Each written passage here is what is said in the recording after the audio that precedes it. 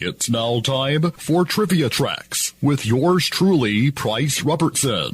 Heard weekdays on Everybody's Country, Y95. Sponsored by Beth Smith and Edward Jones and ProMed Ambulance Services. For people of almost every generation, Paul Harvey will go down in history as one of radio's greatest newsreaders and storytellers. For over 50 years, his programs reached as many as 24 million people a week. He's been called the voice of Middle America, the apostle of Main Street, and the voice of the silent majority by the media. One YouTuber has described him as the Norman Rockwell of radio. He was born Paul Harvey Arant in Tulsa on September 4th, 1918. The son of a policeman killed by robbers in 1921, Paul made radio receivers as a young boy. In high school, he was 2 years ahead of future actor Tony Randall. His teacher was so impressed by his voice, she recommended him a job at radio station KVOO, where he joined in 1933, doing commercials and rip and read news. He continued to work at the station while he attended the University of Tulsa, first as announcer and later as a program director. He spent 3 years as a station manager for KFBI AM, now known as KFDI, a radio station that once had studios in Salina, Kansas. From there, he worked at radio stations across Oklahoma City and St. Louis until World War II, when he moved to Hawaii to cover the U.S. Navy following the Pearl Harbor attack. He eventually enlisted into the U.S. Army Air Forces, but only served a few months. He then moved to Chicago and returned to radio. Harvey added the rest of the story as a tagline to in-depth feature stories in 1946. He had done sporadic work from Chicago for ABC Radio in the late 40s and early 50s, and had just completed 2 weeks as a guest host for veteran commentator H.R. Buckage on his daily 11 a.m. news roundup. When Buckage returned from his early spring vacation, ABC dismissed him and put Harvey on in his place.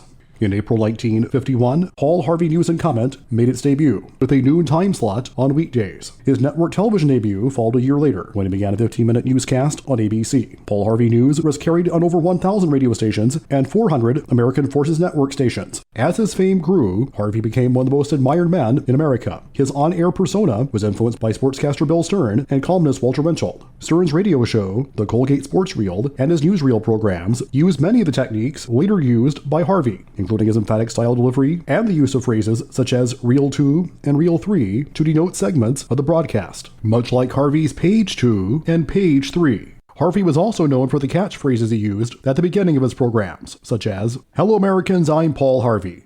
Stand by for news." Harvey went on to be caricatured in multiple episodes of Freakazoid, voiced by Paul Rugg.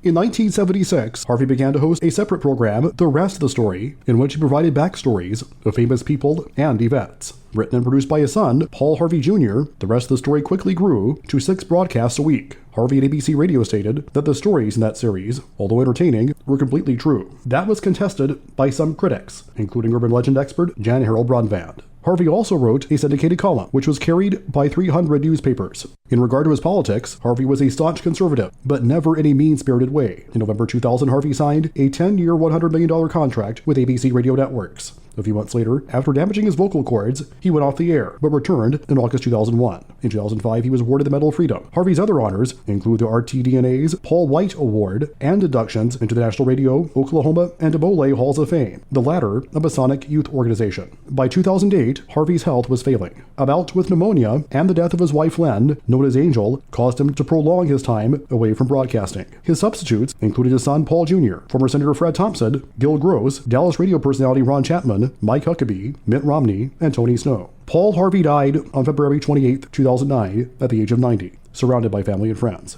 No cause of death was announced. In response to his father's death, Paul Harvey Jr. said, "Millions have lost a friend." At the time of his death, the elder Harvey had less than 2 years left on his 10-year contract. Gil Gross was chosen to become the next host of the News and Comment franchise, but he lasted only a week before being taken off the air. The rest of the story was also canceled.